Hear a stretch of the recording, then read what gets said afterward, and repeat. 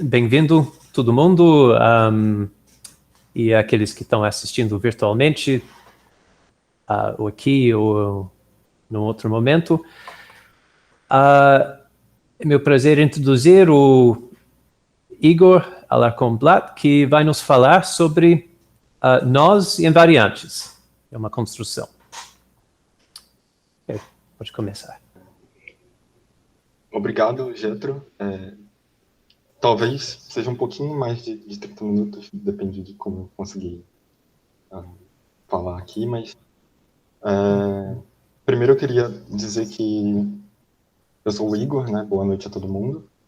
E eu estou fazendo mestrado aqui na UF, e quando eu estava na graduação eu fiz iniciação científica, e foi muito importante para assim,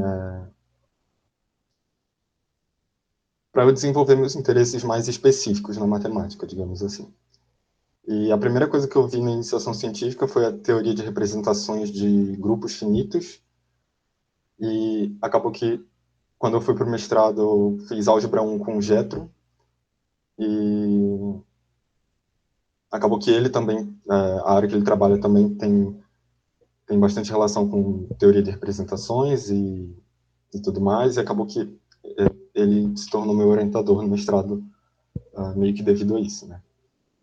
E hoje o que eu quero falar aqui é sobre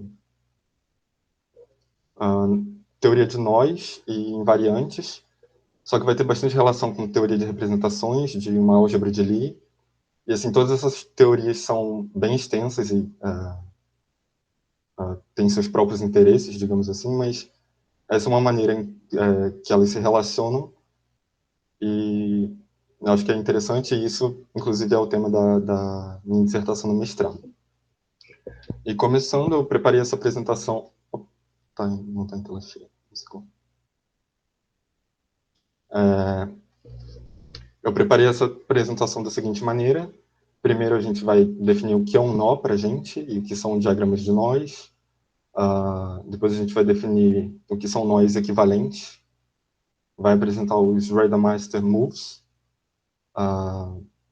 Depois, a gente vai dizer mais ou menos o que são os invariantes de nós. Vai apresentar alguns conceitos de álgebras de Lie, a álgebra envelopante de uma álgebra de Lie, grupos quânticos e as representações de todos esses objetos. Vai apresentar também um pouquinho de categorias e as categorias de fitas, que são as categorias que vão interessar para a gente. E o intuito aqui é construir um invariante de nós a partir da categoria de representações do grupo quântico de uma álgebra de Lie fixada. E essa categoria é uma categoria de fitas. E depois eu vou mostrar um programa de computador que a gente fez, um código em Python, para calcular esses invariantes. Então, assim, muita coisa pode ficar obscura nessa apresentação, porque, para quem nunca viu, principalmente, alguns desses conceitos.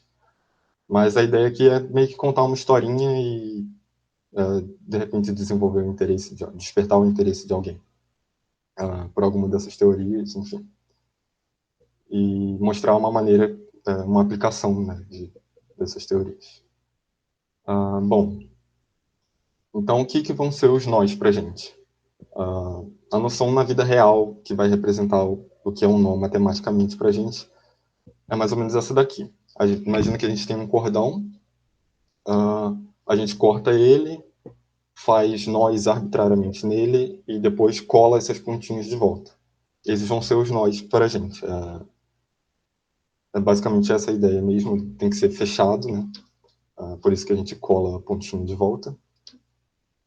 E matematicamente a definição que a gente vai usar é essa aqui. Tem outras maneiras de definir, mas essa aqui é uma delas.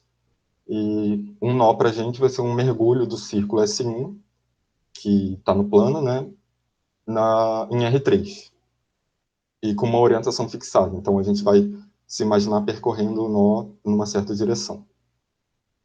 E para evitar alguns problemas, algumas patologias, a gente vai exigir que esse mergulho seja suave, né, de classe C infinito. E o que se faz geralmente para visualizar e manipular nós é fazer uma projeção deles em um plano. É como se a gente estivesse pegando um nó que está em R3, né, um objeto no espaço, e a gente está olhando a sombra dele numa parede, sei lá. Então, o que a gente faz é projetar eles em um plano, e mudando a direção dessa projeção, se necessário, a gente consegue fazer com que essa projeção seja quase injetiva, e os únicos pontos em que ela não vai ser injetiva é onde a pré-imagem dela vai ter 2 pontos, que é onde os fios passam por cima um do outro, né? Vai formar um cruzamento na projeção, e a gente resolve isso fazendo um corte, entre aspas, no fio que está embaixo. No próximo slide vai ficar mais claro, mas essas projeções que a gente faz dos nós em um plano são chamadas de diagramas de nós. Então, aqui estão alguns exemplos de diagramas de nós. Aqui fica claro o que eu quis dizer com esses cortes. Olhando esse diagrama aqui, a gente consegue ver, por exemplo, que esse fio aqui está passando por cima desse que está cortado, entendeu? Então, essas projeções com esses cortezinhos assim permitem a gente recuperar a ideia do nó no espaço, que era o que a gente precisava. Então, esses são alguns diagramas de nós, né? E eles correspondem a nós distintos no espaço. E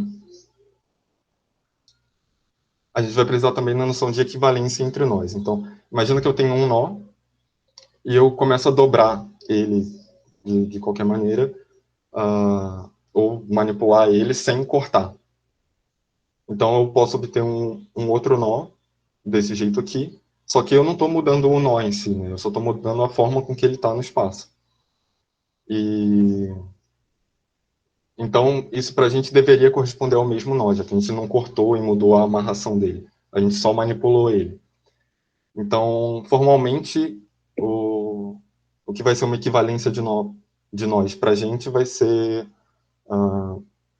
se a gente tem 2 nós, K1 e K2, eles vão ser equivalentes se existir uma isotopia ambiente entre eles. Ou seja, se eles vêm dos mergulhos F1 e F2, isso quer dizer que existe um mapa contínuo de R3 pelo intervalo 0,1 para R3, tal que a imagem do zero aqui nesse intervalo vai ser o mapa identidade em R3.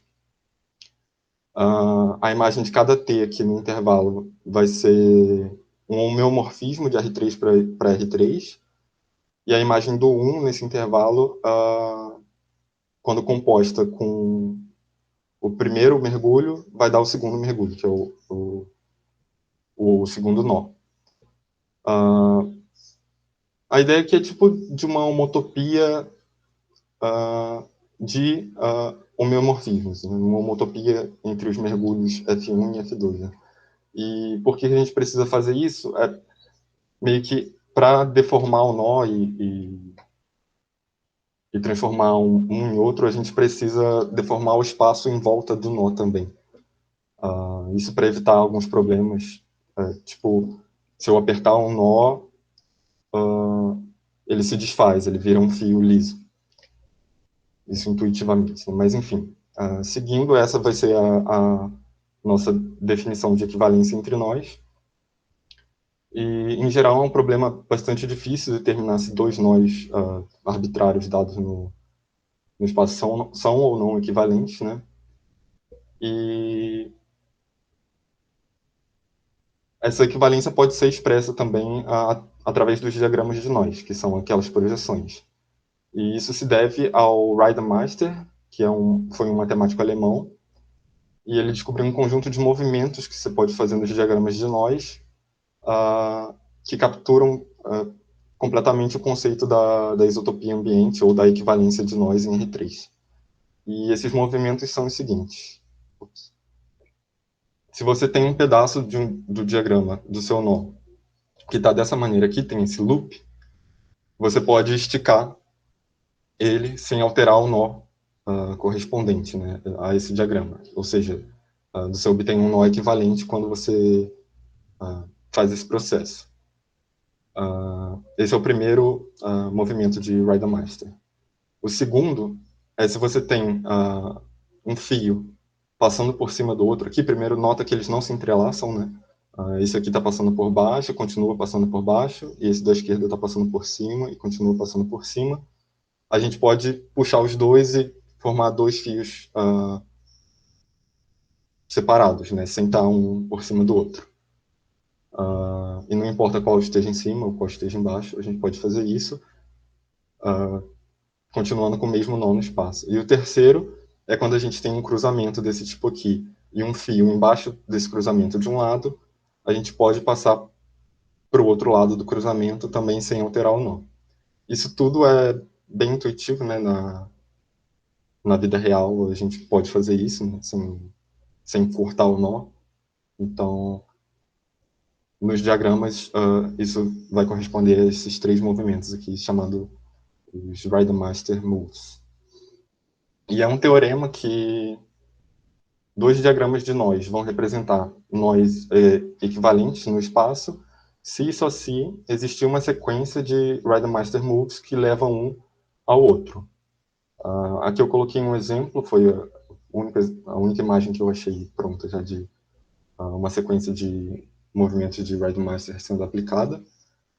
Aqui a gente tem um diagrama de nó, é o nó em 8, que se chama, e aqui a gente tem um outro diagrama que é parecido, mas percebe que aqui, nesse pedacinho, ele passa por cima, enquanto aqui ele passa por baixo. Então, esse diagrama corresponde à imagem espelhada desse nó em 8 no espaço.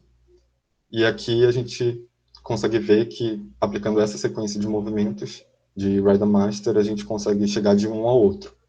Então, isso significa que o nó correspondente a esse diagrama aqui, que é o nó em 8 no espaço, é equivalente à sua imagem espelhada também no espaço, já que os diagramas são relacionados por Reidemeister moves.